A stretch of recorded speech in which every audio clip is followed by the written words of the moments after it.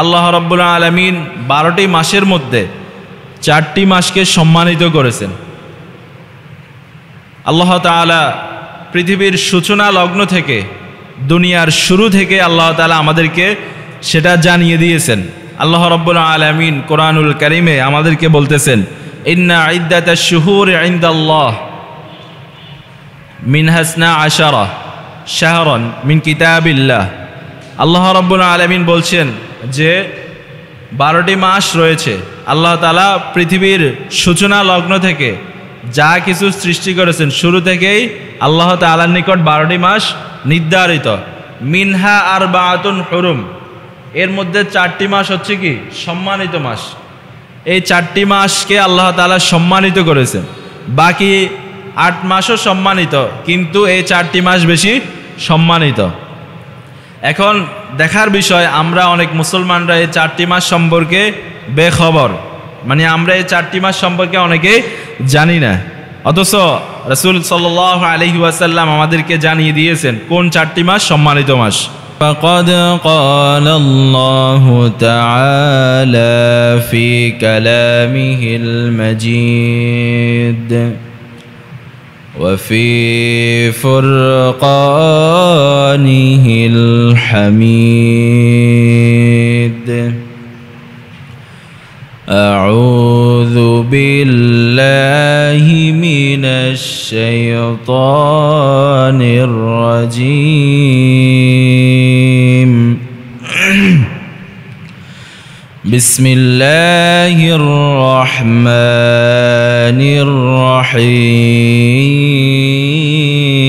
الرحيم ولله على الناس حج البيت من استطاع إليه سبيلا صدق الله العظيم وصدق رسوله النبي الكريم ونحن على ذلك لمن الشاهدين والشاكرين والحمد لله رب العالمين وقال تعالى في شان رسوله ومحبوبه إرشادا لنا وتعليما للمؤمنين والمؤمنات إلى يوم القيامة إن الله وملائكته يصلون على النبي يا أيها الذين آمنوا صلوا عليه وسلموا تسليما اللهم صل على محمد وعلى آل محمد كما صليت على إبراهيم وعلى آل إبراهيم إنك حميد مجيد اللهم بارك على محمد وعلى آل محمد كما باركت على إبراهيم وعلى آل إبراهيم إنك حميد مجيد سبحانك لا علم لنا إلا ما علمتنا إنك أنت العليم الحكيم رب زدني علما رب اشرح لي صدري ويسر لي أمري واحلل عقدة من لساني يفقه قولي আল্লাহ রব্বুল আলামিনের আলিশান দরবারে আমরা শুকরগুজার হচ্ছি যে মহান মালিক আমাদেরকে সালাতুল জুমা আদায়ের উদ্দেশ্যে তার পবিত্র ঘর মসজিদে আসার তৌফিক দান করেছেন, বসার তৌফিক দান করেছেন এবং কোরআন এবং হাদিসের আলোকে কিছু কথা শোনার জন্য আমাদেরকে বলার জন্য এবং শোনার জন্য কবুল করেছেন। এজন্য আমরা শেষ মহান রবের দরবারে আমরা শুকরিয়া আদায় করছি, আলহামদুলিল্লাহ। দরুদ ও সালাম পেশ করছি মানবতার মুক্তির দিশারি আমাদের সকলের প্রিয় রাসূল বিশ্বনবী মুহাম্মদুর রাসূলুল্লাহ, আমরা সকলে বলছি সাল্লাল্লাহু আলাইহি ওয়াসাল্লাম। আমরা সেই সকল মুমিন বান্দাদের জন্য, ঈমানদার বান্দাদের জন্য দোয়া করছি যারা ঈমানের সহিত আজ পর্যন্ত মৃত্যুবরণ করেছেন। আল্লাহ তাআলা যেন তাদের সকলকে মাফ করে দেন, বলেন আমিন। আর আমরা যারা জীবিত রয়েছি, আল্লাহ রব্বুল আলামিন যেন আমাদেরকে তার ইসলামের উপরে অটল এবং অবিচল এবং ঈমানের সহিত যেন আমরা মৃত্যুবরণ করতে পারি, সেই দোয়া করছি আল্লাহ তাআলার কাছে। আল্লাহ রব্বুল আলামিন যেন আমাদেরকে ঈমানের উপর অটল এবং অবিচল থাকার তৌফিক দান করে, বলেন আমিন। সম্মানিত মুসল্লিয়ানে কেরাম, আজকে আরবি মাসের অন্যতম একটি মাস যুলকআদা, অর্থাৎ আমরা যেটাকে বাংলাতে বলি জিলকদ মাস। জিলকদ মাসের প্রথম জুমা। রাসূল করিম সাল্লাল্লাহু আলাইহি ওয়াসাল্লাম আমাদেরকে জানিয়েছেন আল্লাহ রব্বুল আলামিন আমাদেরকে 12টি মাস দিয়েছেন, সেটা আরবিতে হোক, ইংরেজিতে হোক, বাংলাতে হোক, 12টি মাস রয়েছে। তো আমাদের ইবাদতগুলো যেহেতু আরবি মাসের সাথে সম্পৃক্ত, যেমন আমরা রমজান মাসে রোজা রাখি চাঁদ দেখার পরে, চাঁদের সম্পর্ক হচ্ছে আরবি মাসের সাথে। আমরা যখন রমজান মাসে চাঁদ দেখি তারপরে আমরা রোজা রাখা শুরু করি। আবার যখন শাওয়াল মাসের চাঁদ দেখি তখন আমরা আবার রোজা ভঙ্গ করি, অর্থাৎ আমরা ঈদ পালন করি, ঈদ উদযাপন করি। আমরা 1 মাস সিয়াম সাধনা করেছি আল্লাহর সন্তুষ্টির জন্য, এরপরে আমরা আবার আল্লাহর সন্তুষ্টির জন্য আমরা ঈদ উদযাপন করি। ঠিক তেমনিভাবে রমজান মাসের পরে ইবাদতের আরেকটি সর্বশ্রেষ্ঠ মৌসুম, অর্থাৎ ইবাদতের আরেকটি সর্বশ্রেষ্ঠ মাস শাওয়াল, জিলকদ, জিলহজ। কারণ রমজান মাসে আপনি শুধু রমজানের রোজা রেখেছেন, কিন্তু আপনি যখন হজের মৌসুম চলে আসে, হজের সময় আসে, তখন একাধারে ইসলামের যে মৌলিক ইবাদতগুলো রয়েছে সেই ইবাদতগুলো একই সাথে আমল করা যায়, বলেন সুবহানাল্লাহ। আপনি চাইলে রমজান মাসে কিন্তু হজ পালন করতে পারবেন না, আপনি চাইলে রমজান মাসে উমরা করতে পারেন কিন্তু হজ পালন করার সুযোগ নাই। আর আপনি যখন হজের সময় আসবে, শাওয়াল, জিলকদ, জিলহজ, এই মাসগুলোতে ইসলামের যে মৌলিক ইবাদত সেই সকল ইবাদত করা যায়। কিভাবে দেখেন, অন্যান্য সময় আমরা রমজান মাসে নামাজ পড়ি, আর হজের সময় আমরা নামাজ পড়ি, তারপরে হজ করে আপনি তারপরে জাকাত দিতে পারবেন, এই সময় কোনো অসুবিধা নাই। এরপর আপনি দান সাদাকা করতে পারবেন এই সময়, অর্থাৎ আবার যত ধরনের ইবাদত আছে আমরা এই সকল ইবাদতগুলো এই সময়ে করতে পারি। ঠিক তেমনিভাবে রমজান মাসে যেভাবে আপনি হজ করতে পারবেন না, কিন্তু হজের সময় রমজানের রোজা রাখতে পারবেন না, কিন্তু রোজা রাখা যায়, অর্থাৎ নফল সিয়াম যেটা আমরা এগুলো রাখি। এজন্য এটা হচ্ছে ইবাদতের আরেকটি গুরুত্বপূর্ণ মৌসুম, ইবাদতের আরেকটি সিজন। এই সময়ে আমরা অনেকগুলো ইবাদত একসাথে করতে পারি। তো আজকে হচ্ছে জিলকদ মাস, আরবিতে বলা হয় যুলকআদা। আরবিতে কি বলা হয়? যুলকআদা। আর বাংলাতে আমরা বলি কি? জিলকদ। জিলকদ মাসের আজকে প্রথম জুমা। জিলকদ মাস আল্লাহ রাব্বুল আলামিন 12টি মাসের মধ্যে 4টি মাসকে সম্মানিত করেছেন। আল্লাহ তাআলা পৃথিবীর সূচনা লগ্ন থেকে দুনিয়ার শুরু থেকে আল্লাহ তাআলা আমাদেরকে সেটা জানিয়ে দিয়েছেন। আল্লাহ রাব্বুল আলামিন কোরআনুল কারীমে আমাদেরকে বলতেছেন, ইন্না ইদ্দাতাশ শুহুরি ইনদাল্লাহ মিন হাসনা আশারা শাহরান মিন কিতাবিল্লাহ। আল্লাহ রাব্বুল আলামিন বলছেন যে 12টি মাস রয়েছে। আল্লাহ তাআলা পৃথিবীর সূচনা লগ্ন থেকে যা কিছু সৃষ্টি করেছেন শুরু থেকেই আল্লাহ তাআলার নিকট 12টি মাস নির্ধারিত। মিনহা আরবাআতুন হুরুম, এর মধ্যে 4টি মাস হচ্ছে কি সম্মানিত মাস। এই 4টি মাসকে আল্লাহ তাআলা সম্মানিত করেছেন।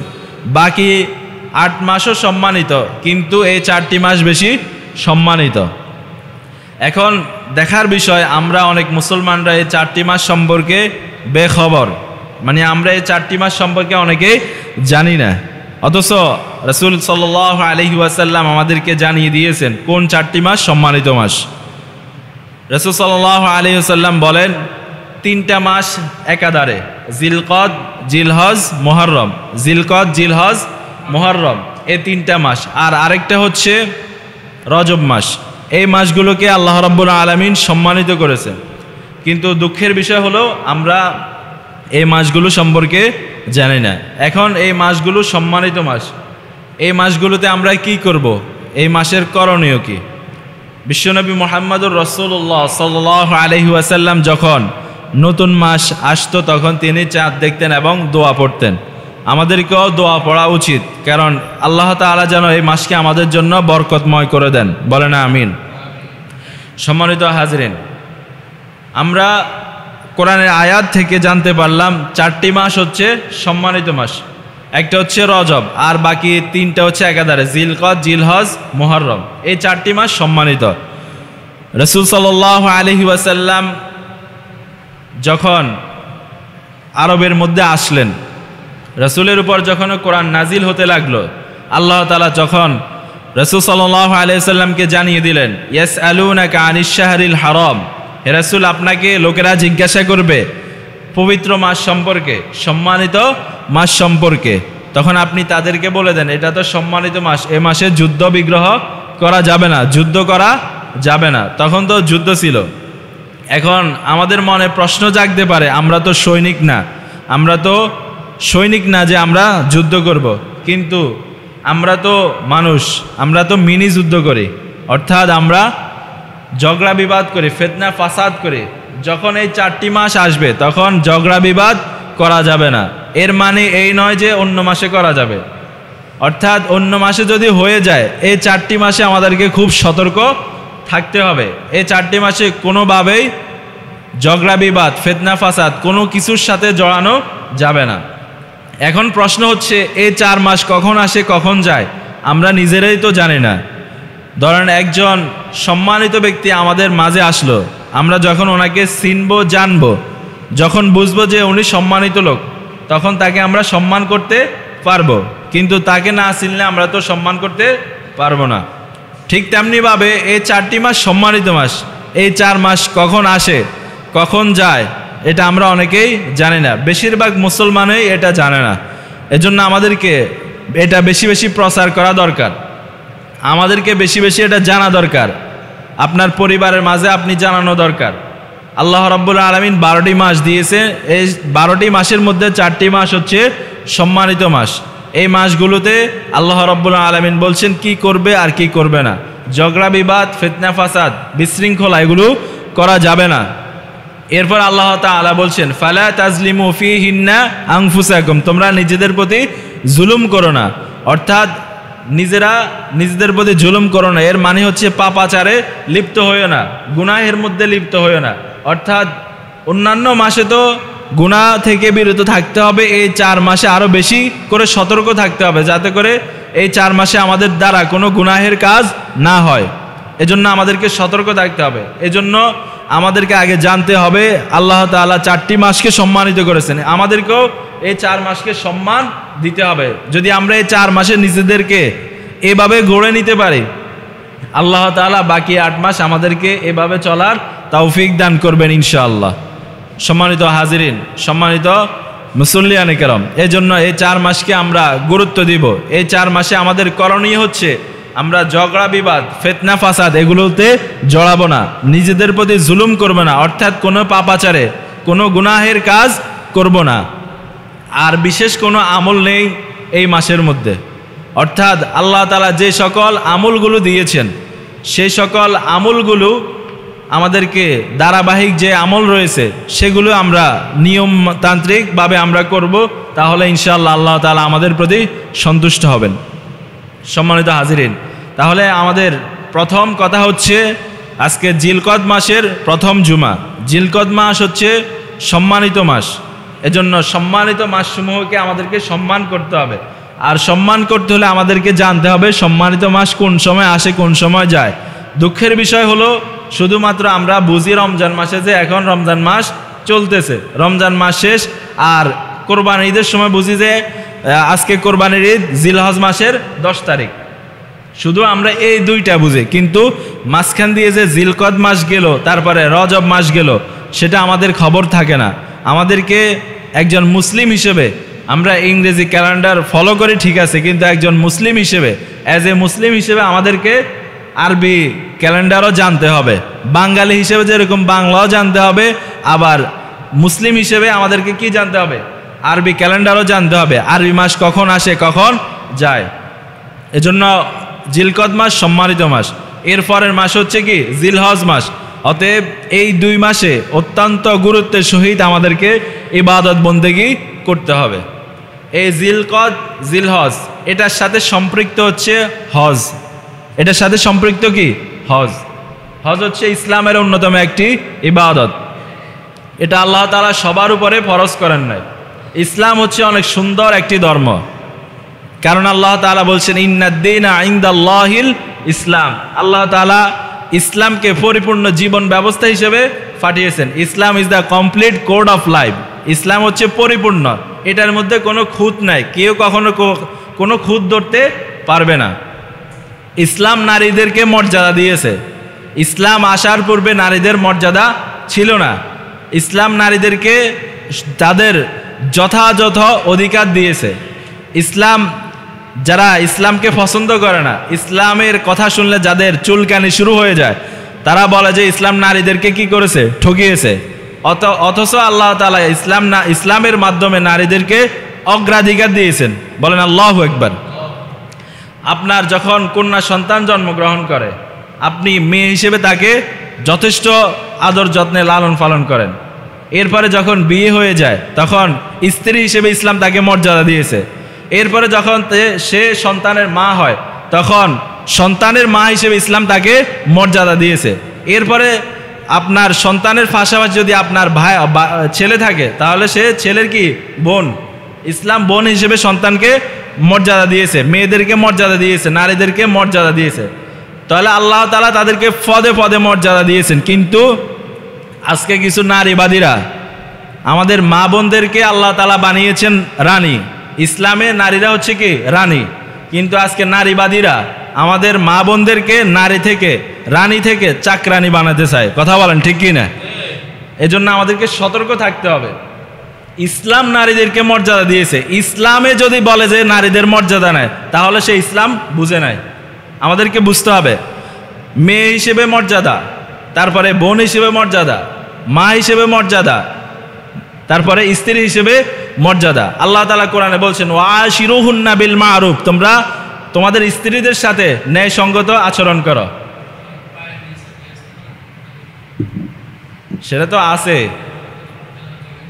জি জি, মা হিসেবে তো সেটা আসতেছে। আল্লাহ নবী সাল্লাল্লাহু আলাইহি সাল্লাম, রাসূল সাল্লাল্লাহু আলাইহি সাল্লাম তার সাহাবীদেরকে একদিন বসা অবস্থায় ছিলেন। একজন সাহাবী এসে জিজ্ঞাসা করল, ইয়া রাসূলুল্লাহ, আমার নিকট থেকে মান আহাক্কু বিহুসনি সাহাবাতি, আমার নিকট থেকে কে সর্বাধিক উত্তম ব্যবহার পাওয়ার অগ্রাধিকার প্রাপ্ত? রাসূল সাল্লাল্লাহু আলাইহি সাল্লাম বললেন, ক্বালা সুম্মা উম্মুকা, তোমার মা। ওই লোকটি আবার জিজ্ঞাসা করলো, ওমান, এরপরে কে? তখন আবার রাসূল বললেন, তোমার মা। এরপর আবার জিজ্ঞাসা করলেন, এরপর রাসূল বললেন, তোমার মা। 3 বার বলার পরে ওই লোকটি আবার জিজ্ঞাসা করলো, এরপরে কে? তখন বললো, সুম্মা আবুকা, তোমার পিতা। ইসলাম নারীদেরকে মর্যাদা দিয়েছে। আর আল জান্নাতু তাহতা আকদামিল উম্মাহাত, মায়ের পায়ের নিচে সন্তানের বেহেশত। হাদিসের মাধ্যমে রাসূল সাল্লাল্লাহু আলাইহি সাল্লাম জানিয়ে দিলেন, যে ব্যক্তি তার পিতামাতাকে জীবিত পেল কিন্তু তাদের খেদমত করে জান্নাত অর্জন করতে পারল না, সে ধ্বংস হোক। অতএব মা হিসেবে তো নারীদের মর্যাদা আছে। সম্মানিত হাজিরিন, আমার মূল কথা ছিল এটা, ইসলাম পরিপূর্ণ জীবন ব্যবস্থা। ইসলাম সকলকে সমান অধিকার দিয়েছে, যার যতটুকু দরকার ততটুকু অধিকার দিয়েছে। কিন্তু অনেকে ইসলাম না বুঝার কারণে অথবা ইসলাম বুঝে আমাদের মুসলিম নারীদেরকে ধ্বংস করে দেওয়ার জন্য এই চক্রান্ত করতেছে। যাই হোক, সেটা আমাদের মূল কথা নয়। এটা বলেছি এই কারণে আমরা যেন আমাদের মা বোনদেরকে সতর্ক করতে পারে, কারণ ইসলাম নারীদেরকে বানিয়েছে রানী, নারীবাদীরা নারীদেরকে বানাতে চায় চাকরানী। কথা বলেন ঠিক কিনা? এজন্য আমাদেরকে সতর্ক হতে হবে। আমাদের মূল কথা ছিল এটা, ইসলাম পরিপূর্ণ জীবন ব্যবস্থা। ইসলামকে কেউ কিছুই করতে পারবে না। আল্লাহ তাআলা যেটা সিদ্ধান্ত দিয়েছেন, ইসলামের মাধ্যমেই শান্তি, ইসলামের মাধ্যমেই কল্যাণ। ইসলাম যারা মানবে তারা শান্তি পাবে, ইসলাম যারা মানবে না তারা কখনো শান্তি পাবে না। আল্লাহ তাআলা বলছেন, কেউ যদি ইসলাম ব্যতীত অন্য কিছু তালাশ করে তাহলে সে আখিরাতে ক্ষতিগ্রস্ত হয়ে যাবে। আমরা এজন্য যাতে ক্ষতিগ্রস্ত না হয়ে যায় এজন্য আমরা এই কথাগুলো বলেছি। সম্মানিত হাজিরিন, আমাদের যে কথা ছিল সেটা হচ্ছে জিলকদ মাস, রমজানের পরে শাওয়াল মাস, জিলকদ, জিলহজ, এই 3 মাসের থেকে হজের মৌসুম শুরু হয়ে যায়। আমরা মনে করি যে হজ শুধু জিলহজ মাসে, জিলহজ মাসে হজ নয়। আল্লাহ তাআলা বলছেন, আল হাজ্জু আশহুরুম মা'লুমা, হজের মাস নির্দিষ্ট। শাওয়াল মাস থেকে হজের মৌসুম শুরু হয়ে যায়। আপনারা দেখবেন যারা হজ করতে যায় তারা রমজানের পরে, যাদের ফ্লাইট আগে তারা আগে চলে যায়, আবার যাদের ফ্লাইট পরে তারা পরে যায়। তাহলে হজ হচ্ছে ইসলামের একটি গুরুত্বপূর্ণ ইবাদত। আল্লাহ তাআলা এই ইবাদত সকলের উপরে ফরজ করেন নাই, যাদের সামর্থ্য আছে আল্লাহ তাআলা শুধুমাত্র তাদের জন্য এটাকে ফরজ করেছেন। আল্লাহ তাআলা বলছেন, ওয়ালিল্লাহি আলান নাসি হিজ্জুল বাইতি মান ইসতাতা ইলাইহি সাবিলা, যাদের সামর্থ্য আছে বাইতুল্লাহ পৌঁছার জন্য, যাদের সামর্থ্য আছে তারা যেন আল্লাহর সন্তুষ্টির জন্য হজ করে। বলেন আল্লাহু আকবার। তাহলে ইসলাম দেখেন সবার অধিকার সঠিকভাবে দিয়েছে। যাদের সম্পদ আছে, যাদের সামর্থ্য আছে, হজ তাদের জন্য। আল্লাহ তাআলা বলেন নাই যে যাদের সামর্থ্য নাই তারাও হজ করতে হবে, এটা বলেন নাই। তাহলে ইসলাম সবাইকে সমান অধিকার দিয়েছে। ইসলাম সুন্দর, ইসলামের মতো এত সুন্দর ধর্ম আর পৃথিবীতে একটাও হতে পারে না। কারণ ইসলামের মধ্যে শান্তি, আর ইসলাম দিয়েছেন সালাম। সালাম হচ্ছে আল্লাহর নাম। সালাম কার নাম? সালাম শব্দের অর্থ কি? শান্তি। সালাম দিয়েছেন কে? আল্লাহ। সালাম হচ্ছে আল্লাহর নাম, আর ইসলাম দিয়েছে সালাম। একটার সাথে একটার সম্পর্ক আছে। আর আমরা হচ্ছে কি? মুসলিম। সম্মানিত হাজিরিন, হজের কথা আসলে আমাদের সর্বপ্রথম যে কথাগুলো জানা দরকার, হজের ইতিহাস জানা দরকার। হজ কিভাবে আসলো, হজের ইতিহাস সম্পর্কে আমাদেরকে জানতে হবে। আমাদের মুসলিম জাতির পিতা হযরত ইব্রাহিম আলাইহিস সালাতু ওয়াস সালামকে আল্লাহ রাব্বুল আলামিন মুসলিম জাতির পিতা বানাবেন, তাকে মুসলমানদের নেতা বানাবেন, এজন্য তাকে বিভিন্নভাবে পরীক্ষা করেছেন। আল্লাহ রাব্বুল আলামিন ইব্রাহিম আলাইহিস সালাতু ওয়াস সালামকে বিভিন্নভাবে পরীক্ষা করার মাধ্যমে তাকে নেতা বানিয়েছেন, আমাদের ইমাম বানিয়েছেন, আমাদের পিতা বানিয়েছেন। তিনি সকল পরীক্ষার মধ্যে সুন্দরভাবে উত্তীর্ণ হয়েছেন। এজন্য তিনি হয়েছেন কি? মিল্লাতা আবিকুম ইব্রাহিম। ইব্রাহিম আলাইহিস সালাম হচ্ছেন তোমাদের পিতা। ওয়া সাম্মাকুমুল মুসলিমিন। আর পিতা তো সন্তানদের নাম রাখে। আপনার সন্তান হলে আপনার একটা আবেগ থাকে যে আমি আমার সন্তানের নাম রাখবো।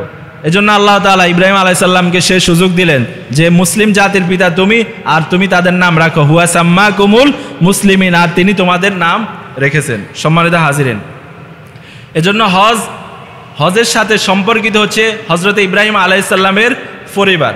হজের সাথে সম্পর্কিত কার? হযরত ইব্রাহিম আলাইহিস সালামের পরিবার। আল্লাহ রাব্বুল আলামিন ইব্রাহিম আলাইহিস সালাতু ওয়াস সালামের মাধ্যমে এই হজকে দিয়েছেন আমাদের জন্য। সম্মানিত হাজিরিন, আল্লাহ রাব্বুল আলামিন যখন কাবা শরীফ নির্মাণ করলেন ফেরেশতাদের মাধ্যমে, এরপরে আল্লাহ তাআলা নবীদের মাধ্যমে নির্মাণ করলেন। এরপরে বিভিন্নভাবে সংস্কার হয়েছে কাবা শরীফের। যখন ইব্রাহিম আলাইহিস সালাম এবং ইসমাইল আলাইহিস সালাতু ওয়াস সালাম কাবা ঘর নির্মাণ করলেন, তাদেরকে আল্লাহ রাব্বুল আলামিন ঘোষণা দিলেন, ও আমার নবী ইব্রাহিম, তুমি ঘোষণা দাও, মানুষদেরকে হজ করার জন্য ডাকো। হজ করার জন্য কি করো? ডাকো। ওয়াজিন ফিন্নাসি বিল হজ, তুমি মানুষদেরকে ঘোষণা দাও। ওয়াজিন মানে তুমি আজান দাও, আজানের মাধ্যমে মানুষদেরকে ডাকো। এখানে আজান দ্বারা উদ্দেশ্য আমাদের নামাজের আজান নয়, অর্থাৎ তুমি মানুষদেরকে হজের জন্য ঘোষণা দাও। তখন ইব্রাহিম আলাইহিস সালাতু ওয়াস সালাম বললেন, রব্বুল আলামিন, আমি কাকে ঘোষণা দেব? এই মক্কার প্রান্তরে, এই মরুভূমি জায়গায়, জঙ্গলের জায়গায় কোনো মানুষ নাই, কাকে আমি ঘোষণা দিব? তখন আল্লাহ তাআলা বললেন, আমার নবী ইব্রাহিম, খলিলুল্লাহ ইব্রাহিম, তুমি শুনে রাখো, তুমি ঘোষণা দাও, আর তোমার এই ঘোষণাটা সবার কাছে পৌঁছে দেওয়ার দায়িত্ব আমার। বলেন আল্লাহু আকবার। তখন কি আমরা ছিলাম? তখন আমরা ছিলাম না। আল্লাহ তাআলা, আমরা কোথায় ছিলাম বলেন? আমরা ছিলাম রুহের জগতে। আমরা কোথায় ছিলাম? রুহের জগতে। আল্লাহ তাআলা আমাদের, যখন আমরা রুহের জগতে ছিলাম, আমাদের নিকটও পৌঁছে দিয়েছেন। তখন এই ইব্রাহিম আলাইহিস সালামের ঘোষণাটা যারা শুনেছে, যারা রুহের জগৎ থেকে বলেছে লাব্বাইক আল্লাহুম্মা লাব্বাইক, তারাই দুনিয়াতে আসার পরে তাদের নসিব হয়েছে হজ এবং উমরা করার। বলেন আল্লাহু আকবার। যদি রুহের জগতে আপনি লাব্বাইক বলে থাকেন, আপনার দুনিয়াতে যেভাবেই হোক আপনি হজ করতে পারবেন, আপনি উমরা করতে পারবেন। এই জন্য আল্লাহ তাআলা ইব্রাহিম আলাইহিস সালামের মাধ্যমে ঘোষণা দিয়েছেন, ওয়াজিন ফিন্নাসি বিল হজ, হে আমার নবী ইব্রাহিম, আপনি দুনিয়ার মানুষদেরকে ঘোষণা দেন, মানুষরা যেন আমার ঘরের দিকে হজ করার জন্য আসে। তখন তো আমরা ছিলাম না, আল্লাহ তাআলা আমাদের রুহের জগতে এই ঘোষণাটা পৌঁছে দিয়েছেন। তখন আমরা কি বলেছি? রুহের জগৎ থেকে যারা বলেছি লাব্বাইক আল্লাহুম্মা লাব্বাইক, লাব্বাইক লা শারীকা লাকা লাব্বাইক, ইন্নাল হামদা ওয়ান নি'মাতা লাকা ওয়াল মুলক লা শারীকা লাক। সবাই পড়েন তো একবার, লাব্বাইক আল্লাহুম্মা লাব্বাইক, লাব্বাইক লা শারীকা লাকা লাব্বাইক, ইন্নাল হামদা ওয়ান নি'মাতা লাকা ওয়াল মুলক লা শারীকা লাক, লাব্বাইক আল্লাহুম্মা লাব্বাইক, লাব্বাইক লা শারীকা লাকা লাব্বাইক, ইন্নাল হামদা ওয়ান নি'মাতা লাকা ওয়াল মুলক লা শারীকা লাক। এটা যখন পড়েন তখন মনে হবে যে হজের একটা ফিল পাইতেছেন আপনি। হাজী সাহেবরা যখন পড়ে তখন আপনার যদি আবেগে কাজ করে, আবেগ চলে আসে যে আমি যদি হজ করতে যেতে পারতাম, আবেগে দোয়া কবুল হয়। আপনি সাথে সাথে দোয়া করবেন আল্লাহ তাআলা যেন হজ করার তৌফিক দান করে। বলেন আমিন। সম্মানিত হাজরিন, তো ইব্রাহিম আলাইহিস সালাম কাবাঘর নির্মাণ করলেন। ওনার সাথে ওনাকে সহযোগিতা করেছেন কে? ইসমাইল আলাইহিস সালাম। তিনি যেখানে দাঁড়িয়ে কাবাঘর নির্মাণ করলেন সেটা হচ্ছে কি? মাকামে ইব্রাহিম। সেই জায়গার নাম কি? মাকামে ইব্রাহিম। তিনি যেখানে দাঁড়িয়েছেন আল্লাহ তাআলা সেই জায়গাকে এত পছন্দ করেছেন, আল্লাহ তাআলা সেটা আমাদের জন্য নামাজের জায়গা বানিয়ে দিলেন। বলেন সুবহানাল্লাহ। ওয়াত্তাখিযু মিন মাকামি ইব্রাহিমা মুসাল্লা, তোমরা ইব্রাহিম আলাইহিস সালাতু ওয়াস সালাম যেখানে দাঁড়িয়েছে সেখানে তোমরা কি করো? নামাজ আদায় করো। তাহলে ইব্রাহিম আলাইহিস সালামকে আল্লাহ তাআলা কিভাবে কবুল করেছেন দেখেন। তার পরিবারের প্রত্যেকটা লোকের কার্যক্রমকে আল্লাহ তাআলা হজের কার্যক্রম হিসেবে কবুল করে নিয়েছেন। সুবহানাল্লাহ। কিয়ামত পর্যন্ত এটা চলবে। মানুষরা যখন হজ করতে যাবে মাকামে ইব্রাহিমে দাঁড়িয়ে নামাজ পড়বে। তাওয়াফ করার পরে 2 রাকাত নামাজ পড়ে কোথায় দাঁড়িয়ে? মাকামে ইব্রাহিমে দাঁড়িয়ে। এরপরে দেখেন আল্লাহ রাব্বুল আলামিন এই ইব্রাহিম আলাইহিস সালাম যেখানে দাঁড়িয়েছেন সেখানে দাঁড়ানোর কারণে আল্লাহ তাআলা সেই জায়গাকে পছন্দ করে নিয়ে সেই জায়গাকে কিয়ামত পর্যন্ত হজের কার্যক্রম হিসেবে মানুষের জন্য নামাজের মুসলা অর্থাৎ নামাজের জায়গা হিসেবে কবুল করে নিলেন। এরপরে আল্লাহ রাব্বুল আলামিন ইব্রাহিম আলাইহিস সালামকে তো পরীক্ষা করতেছেন যে তিনি হবেন জাতির পিতা, মুসলিম জাতির পিতা, বাঙালি জাতির পিতা নয়। তিনি কি? মুসলিম জাতির পিতা। মিল্লাত আবিকুম ইব্রাহিম, তিনি হচ্ছেন কি? মুসলিম জাতির পিতা। তাকে আল্লাহ তাআলা কবুল করতেছেন। এখন তিনি ছিলেন ফিলিস্তিনে তার স্ত্রী সহ। তার স্ত্রীর নাম কি বলতে পারবেন? কে বলতে পারবেন? হাজেরা। আমরা বাংলাতে কি বলে? বিবি হাজেরা। তখন তারা ছিল ফিলিস্তিনে। আল্লাহ তাআলার নির্দেশে আল্লাহ তাআলা ইব্রাহিম আলাইহিস সালামকে তো পরীক্ষা করবেন, তাকে সম্মানিত করবেন, তাকে খলিলুল্লাহ অর্থাৎ আল্লাহর বন্ধু উপাধি দিবেন। তো তার আগে তো পরীক্ষা করতে হবে। এজন্য আল্লাহ তাআলা ইব্রাহিম আলাইহিস সালাতু ওয়াস সালামকে বললেন, আপনি ফিলিস্তিন থেকে মক্কার প্রান্তরে যেখানে কোনো মানুষ নাই, যেখানে কোনো কিছু নাই, সেখানে আপনি রেখে আসেন। ইব্রাহিম আলাইহিস সালাম তার স্ত্রী এবং পুত্র ইসমাইল আলাইহিস সালাম তখন দুধের বাচ্চা দুজনকে মক্কার প্রান্তরে রেখে আসলেন। এখন তো আমরা দেখি যে মক্কা কত সুন্দর, তখন কি এত সুন্দর ছিল? তখন কোনো মানুষ ছিল না, কোনো কিছুই ছিল না, তখন রেখে আসলেন। বিবি হাজরা ইব্রাহিম আলাইহিস সালামকে জিজ্ঞাসা করতেছেন যে আপনি কি আপনার পক্ষ থেকে আমাদেরকে এখানে রেখে আসতেছেন নাকি আল্লাহর পক্ষ থেকে? তিনি শুধু বললেন যে আল্লাহর পক্ষ থেকে। এই কথা বলে আবার তিনি ফিলিস্তিনে চলে গেলেন। বিবি হাজরা বললেন, যেহেতু আল্লাহ তাআলা বলেছেন আমাদেরকে এখানে রাখার জন্য, তিনি অবশ্যই আমাদেরকে ধ্বংস করবেন না, তিনি আমাদের জন্য যথেষ্ট হবেন। বলেন আল্লাহু আকবার। ইব্রাহিম আলাইহিস সালাম তো এখানে রেখে চলে গেলেন। এখন আসার সময় যে খাবার নিয়ে এসেছিলেন, পানি নিয়ে এসেছিলেন, এগুলো খাওয়া শেষ। এখন তিনি ইসমাইল আলাইহিস সালাম হচ্ছেন দুধের বাচ্চা, তিনিও খাবার পাইতেছেন না। খাবার না পাওয়ার কারণে তার বুকেও দুধ আসতেছে না, দুধের বাচ্চা কান্না করতেছে। কোনো মা কি এটা সহ্য করবে? তিনি খাবার খুঁজতে লাগলেন, পানি খুঁজতে লাগলেন। তিনি যখন ওই জায়গা থেকে মক্কার অদূরে যে পাহাড় রয়েছে সাফা পাহাড়, একটা পাহাড় আছে, সে পাহাড়ের নাম কি? সাফা। সে পাহাড়ে উঠলেন। উঠার পরে দূর থেকে মনে হয় যে ওখানে পানি দেখা যাইতেছে, অথচ এটা সূর্যের কারণে অনেক সময় দেখবেন যে মরিচিকা দেখা যায়, মনে হয় যেন কি পানি দেখা যায়। তখন তিনি সাফা পাহাড়ে উঠলেন, ওখানে গিয়ে দেখলেন যে এটা মরিচিকা। আবার সেখানে ওঠার পরে ওইদিকে দেখলেন যে আবার পানির মতো কি যেন দেখা যায়। আবার সে পাহাড়ে উঠলেন, সে পাহাড়ের নাম কি? মারোয়া। সে পাহাড়ের নাম কি? মারোয়া। একটাতে উঠছেন, এটাতে উঠার কারণে দেখছেন ওইদিকে কি পানি দেখা যায়। এই জন্য সাফা থেকে যে পাহাড়ে উঠলেন সেটা হচ্ছে কি? মারোয়া। এই জন্য বলে কি সাফা মারোয়া, দুইটা পাহাড়। কয়টা পাহাড়? একটা হচ্ছে সাফা আর একটা কি?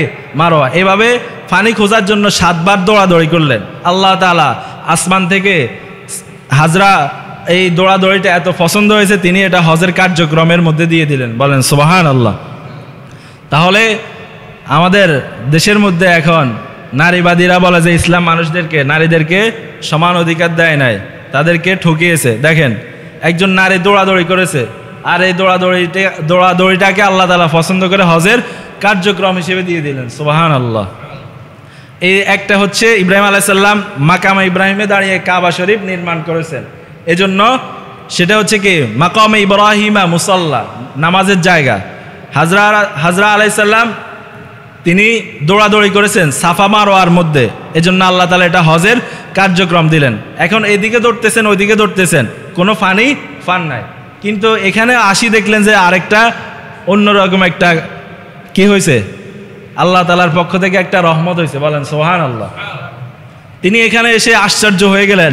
তিনি দেখলেন যে ইসমাইল আলাইহিস সালাম খাওয়ার জন্য চটপট করতেছে, তার পায়ের ধাক্কায় মরু বুক চিন করে পানি উঠতেছে। বলেন আল্লাহু আকবার। জোরে বলেন না আল্লাহু আকবার। তাদের ঈমান আর আমাদের ঈমান পার্থক্য দেখেন। কোনো মানুষ নাই, কিন্তু আল্লাহর উপর ভরসা করে সেখানে ছিল, আর আমরা সেই ঘটনা শুনে আল্লাহু আকবার বলতে পারি না। জোরে বলেন না আল্লাহু আকবার। সম্মানিত হাজিরিন, মূল কথা হচ্ছে তিনি আসি দেখলেন যে একটা আজীব ব্যাপার হয়ে গেছে। ইসমাইল আলাইহিস সালামের পায়ের ধাক্কায় মাটির নিচ থেকে পানি উঠতেছে। এখন তিনি পানি দেখে তো অবাক হয়ে গেলেন যে এটা কিভাবে আসলো, কারণ তিনি আল্লাহর উপরে ভরসা করেছেন। তিনি বলেছেন যে আল্লাহ তাআলা আমাদেরকে ধ্বংস করবেন না, আল্লাহ তাআলাই একটা ব্যবস্থা করবেন। এখন পানি উঠতেছে, তিনি বালু দিয়ে চারপাশ ঘেরাও দিতেছেন, বাদ দিতেছেন যেন পানি না চলে যায়। এখন ইসমাইল আলাইহিস সালাম এবং ইব্রাহিম আলাইহিস সালাম ওনারা আরবি জানতেন না, তারা জানতেন কি সুরিয়ানি ভাষা। কি ভাষা? সুরিয়ানি। ফিলিস্তিনের ভাষা কি? সুরিয়ানি। তারা আরবি জানতেন না। এখন ইব্রাহিম আলাইহিস সালাম তো হচ্ছেন ফিলিস্তিনে, আর মক্কার মধ্যে কে? হাজরা আলাইহিস সালাম এবং কে? ইসমাইল আলাইহিস সালাম। এখন পানি যাতে অন্যদিকে না যায় এজন্য বালু দিয়ে চারপাশ বাদ দিতেছেন। এখন সুরিয়ানি ভাষায় বলতেছেন কি? জাম জাম। সুরিয়ানি ভাষায় কি বলতেছেন? জাম জাম, মানে কি থামো, অন্যদিকে যায়ও না। বাদ দিতেছেন আর কি বলতেছেন? জাম জাম। এখন আল্লাহ তাআলা আসমান থেকে তো সব কিছু দেখতেছেন, নাকি দেখতেছেন না? তিনি দেখতেছেন যে হাজরা আলাইহিস সালাম বলতেছেন কি জামজাম মানে থামো, যেও না। আল্লাহ তাআলা এই কথাটা পছন্দ হয়ে গেছে, এই জন্য আল্লাহ তাআলা এই পানির নাম দিয়ে দিলেন কি জমজম। সুবহানাল্লাহ বলবেন না? কিয়ামত পর্যন্ত এটা মানুষের জন্য বরকত। বিশ্বনবী সাল্লাল্লাহু আলাইহি সাল্লাম বলছেন ইন্নাহা মুবারাকা, এটা কি বরকত, এটার মধ্যে শিফা রয়েছে। যারা এটা পান করবে তাদের সকল রোগ ভালো করে দিবেন একজন, তিনি কে? সম্মানিত হাজিরিন, এটা হচ্ছে আমাদের আবেগের জায়গা। আমরা আমাদের ইতিহাস যখন জানবো, হজের ইতিহাস, কুরবানের ইতিহাস, মুসলমানদের হারানো ঐতিহ্য, আমরা যখন এগুলো জানবো তখন আমাদের ইসলামের প্রতি আগ্রহ বাড়বে, ভালোবাসা জন্মাবে। সম্মানিত হাজিরিন, তখন তিনি বাদ দেওয়ার পরে বললেন জামজাম। এই জন্য আল্লাহ তাআলা কিয়ামত পর্যন্ত এটার নাম রেখে দিয়েছেন কি জমজম। জমজমের পানি পান করার পরে অন্যান্য পানি পান করলে পিপাসা দূর হয়, আর জমজমের পানি পান করলে ক্ষুধা নিবারণ হয়ে যায়। সুবহানাল্লাহ। আপনারা যারা হজ করতে গিয়েছেন বা যাবেন, খেজুর 2টা খাবেন, জমজমের পানি খেয়ে নেবেন, দেখবেন আপনার আর ক্ষুধা লাগবে না। এটা আল্লাহ তাআলা এই জন্য হজ করতে গেলে কি জমজমের পানি পান করে, এটার মধ্যে কি আছে? বরকত আছে। তো আল্লাহ তাআলা ইসমাইল আলাইহিস সালামের এই পায়ের দাগকে পানি উৎপন্ন করে দিলেন। তখন মক্কার মধ্যে যারা ব্যবসা করার জন্য সিরিয়া যেত, মক্কার আশপাশ দিয়ে ব্যবসা করার জন্য যেত, তারা দেখতেও সবসময় উপরের দিকে যে ফাঁকি আসেনি, ফাঁকি যেখানে ফানি সেখানে, ফাঁকি যেখানে ফানি সেখানে। এখন ব্যবসায়ীরা যাওয়ার উদ্দেশ্যে দেখলো যে ফাঁকি ঘুরতেছে, তখন তারা বলল যে এখানে তো ফাঁকি আমরা কোনো সময় দেখি নাই, আজকে এত ফাঁকি কেন? তখন তারা গিয়ে দেখলো যে সুবহানাল্লাহ, আল্লাহর তরফ থেকে ফানি উঠতেছে। তখন বলল যে আমরা কাফেলা ব্যবসা করার উদ্দেশ্যে যাইতেছি, আপনি যদি আমাদেরকে অনুমতি দেন তাহলে আমরা পানি পান করব। তখন হাজরা আলাইহিস সালাম বললেন ঠিক আছে আপনারা পানি পান করেন, তবে মালিকানা আমার, এটার মালিককে আমি। দেখেন আল্লাহ তাআলা হাজরা আলাইহিস সালামের মধ্যে কি বুদ্ধিমত্তা দিলেন, কি বুদ্ধি দিলেন। যদি তিনি এটা না বলতেন তাহলে তার কর্তৃত্ব থাকতো না। তখন মক্কার মধ্যে মানুষ থাকতে শুরু করলো। এরপর থেকে মক্কা হয়ে গেল কি মক্কা শহর। এরপরে সেখান থেকে আজকে আমাদের এই পর্যায়ে কোরবানের ইতিহাস যেটা, সেটা হচ্ছে আল্লাহ তাআলা ইব্রাহিম আলাইহিস সালামকে আবার মক্কা নিয়ে আসলেন। ইসমাইল আলাইহিস সালাম বড় হতে লাগলেন। তখন আল্লাহ তাআলা সর্বশেষ ফাইনাল পরীক্ষা, ফাইনাল এক্সাম, যে ফাইনাল এক্সামে পাস করলে একদম ডাইরেক্ট ফলাফল হাতে দিয়ে দিবেন, আল্লাহ তাআলা তাকে সম্মানিত করবেন। তখন বললে যে তুমি তোমার প্রিয় বস্তুকে কোরবানি করো। প্রিয় বস্তুকে কি করো? ফালাম্মা বালাগা মাহু সাইয়া ক্বালা ইয়া বুনাইয়া ইন্নী আরা ফিল মানাম আন্নী আযবাহুকা ফানজুর মাযা তারা। আমি তোমাকে জবাই করা অবস্থায় দেখলাম, মানে আমি স্বপ্নে দেখছি তোমাকে আমি জবাই করি। তখন সন্তান বলল যে ইয়া আবাতি ফাআল মা তুমার সাতাজিদুনি ইনশাআল্লাহু মিনাস সাবিরিন। আপনি যেটা দেখেছেন সেটা করেন, কারণ আমাকে আপনি ধৈর্যশীলদের অন্তর্ভুক্ত হিসেবে পেয়ে যাবেন।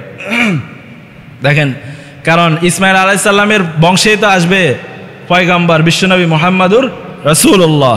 তখন তিনি যদি এরকম না হন, মুহাম্মদ সাল্লাল্লাহু আলাইহি সাল্লাম কি আর ভালো হবেন?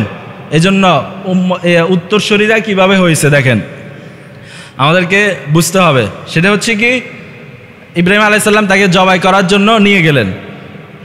তখন ইসমাইল আলাইহিস সালাম বলতেছেন যে আপনি আপনার চোখকে বেঁধে ফেলেন, কারণ আমি আপনার কলিজার টুকরা সন্তান। আমার চেহারা আপনি যখন জবাই করতে যাবেন, চেহারা দেখার কারণে আপনি জবাই করতে পারবেন না। এজন্য ইব্রাহিম আলাইহিস সালাম চোখ বেঁধে নিলেন। আর আল্লাহ তাআলা যখন দেখলেন যে সব কিছু রেডি, তখন আল্লাহ তাআলা জিবরাইল আলাইহিস সালামের মাধ্যমে জান্নাত থেকে একটা দুম্বা দিয়ে দিলেন, আর এখান দিয়ে দুম্বাটা কোরবানি হয়ে গেল। বলেন আল্লাহু আকবার।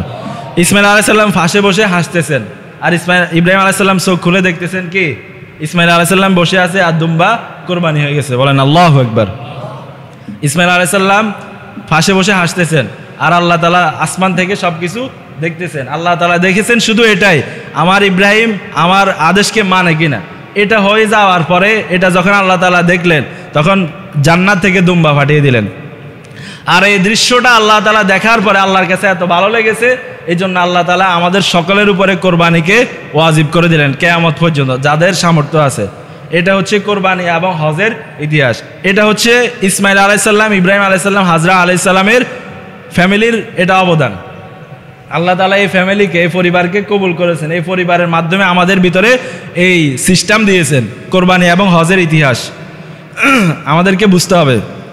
সেটা হচ্ছে এরকম পরিবার যদি আমরা আমাদের পরিবারকে বানাতে চাই, আল্লাহর কাছে বেশি বেশি দোয়া করতে হবে। আপনি আপনার সন্তানদের সাথে কাউন্সিল করতে হবে, সন্তানকে খোঁজখবর রাখতে হবে, সন্তানকে ইসলামের কথা, দ্বীনের কথা এগুলো বলতে হবে। সম্মানিত হাজিরিন, এটা হচ্ছে সংক্ষিপ্তভাবে কোরবান এবং হজের ইতিহাসে কাদের অবদান, আল্লাহ তাআলা কোন পরিবারের মাধ্যমে এগুলো দিয়েছেন, তাদের কার্যক্রমগুলো আল্লাহ তাআলা এগুলো পছন্দ করেছেন বিদায় কিয়ামত পর্যন্ত প্রত্যেকটা মুসলমানের জন্য এগুলো রেখে দিয়েছেন। সম্মানিত হাজিরিন, শারীরিকভাবে একটু অসুস্থ, কিন্তু কথা বলতে কষ্ট হইতেছে, তারপরে বলতেছি যাতে করে আমরা আমাদের এই ইতিহাসগুলো জানতে পারি। গলায় সমস্যা থাকার কারণে হয়তো কথা আজকে বলতে কষ্ট হইতেছে, কিন্তু তারপরে বলতেছি। আমি বলতেছি না, আল্লাহ বলাইতেছেন। বলেন, জোরে বলেন না, কে বলাইতেছেন? যেন সুন্দর করে আরো বলতে পারে। আল্লাহ কাছে তৌফিক কামনা করছি, আপনাদের দোয়া চাই। আল্লাহ তাআলা যেন আমাদেরকে হজ এবং উমরার এবং কোরবানির যে ইতিহাস আলোচনা করেছি, এই ইতিহাস থেকে যেন আমরা কি নিতে পারে, ফায়দা হাসিল করতে পারে, উপকার নিতে পারে, এগুলো যেন আমরা জানতে পারি, অন্যদেরকে জানাতে পারি, আর সম্মানিত মাসকে যেন আমরা সম্মান করতে পারি। আল্লাহ তাআলা তৌফিক দান করুন, বলুন আমিন। হজের জন্য আমাদের ইচ্ছা থাকতে হবে। আপনি যখন মন থেকে চাইবেন আল্লাহ তাআলার কাছে, আল্লাহ তাআলা অবশ্যই অবশ্যই আপনাকে সেটা দিবেন। একজন লোক, সে ফকির, সে হজ করার জন্য আল্লাহর কাছে দোয়া করতেছে। অনেকে বলতেছে সে কিভাবে করবে। অনেক সময় দেখবেন যে আল্লাহ তাআলা সুযোগ করে দেন। এরকম ঘটনা অনেক আছে, আপনারাও অনেক ঘটনা জানেন এরকম, যে আপনার হজ করার ইচ্ছে কিন্তু আপনার পাসপোর্ট নাই, ভিসা নাই, টাকা নাই, কোনো কিছু নাই। আপনার হঠাৎ একজন আত্মীয় স্বজন বললো আমি তো হজ করবো, আমার একা একা যাইতে ভালো লাগতেছে না, তুমি আমার সাথে চলো। আল্লাহ তাআলা আপনাকে এভাবে কবুল করে নেবেন, শুধু আপনার ইচ্ছা থাকা দরকার। আল্লাহ তাআলা আমাদের সকলকে বুঝার তৌফিক দান করুন, বলুন আমিন। হজের ফজিলত হচ্ছে, কেউ যদি বড়লোক হতে চান আপনি হজ করেন, আল্লাহ তাআলা আপনাকে বড়লোক বানিয়ে দিবেন। সুবহানাল্লাহ বলবেন না? উমরা এবং হজ করলে আপনি যদি বড়লোক হতে চান, আল্লাহ তাআলা অবশ্যই আপনাকে বড়লোক বানিয়ে দিবেন। আর হজ্জে মাবরুর, যেটা কবুল হজ, এটার যা যা শুধুমাত্র জান্নাত। সুবহানাল্লাহ। এটার বিনিময়ে শুধু আল্লাহ তাআলা আপনাকে জান্নাত দিবেন, এটার বিনিময়ে জান্নাত ছাড়া আর কিছুই হবে না। এজন্য বিশ্বনবী সাল্লাল্লাহু আলাইহি সাল্লাম তোমরা বলেছেন, তোমরা বেশি বেশি হজ এবং উমরা করো, কেননা এটা দারিদ্রতা এবং সকল প্রকারের গুনাহ মাফ হয়ে যায় আর দারিদ্রতা দূর করে দেয়। আল্লাহ তাআলা আমাদের সকলকে হজ এবং উমরা করার তৌফিক দান করেন, বলেন আমিন। আল্লাহর কাছে বেশি বেশি দোয়া করবেন, আল্লাহ তাআলা যেন আমাদের সকলকে বাইতুল্লাহ, মাকামে ইব্রাহিম যেগুলো বলেছি আমরা, এগুলো তো হজ করলে আপনি দেখতে পাবেন। এখন আপনি এগুলো শুনেছেন, আর সেখানে তখন লাইভ দেখবেন। কি দেখবেন? সরাসরি দেখবেন। আল্লাহ তাআলা কবুল করেন, বলেন আমিন। ওয়া আখিরু দাওয়ানা আলহামদুলিল্লাহি রাব্বিল আলামিন। আসসালামু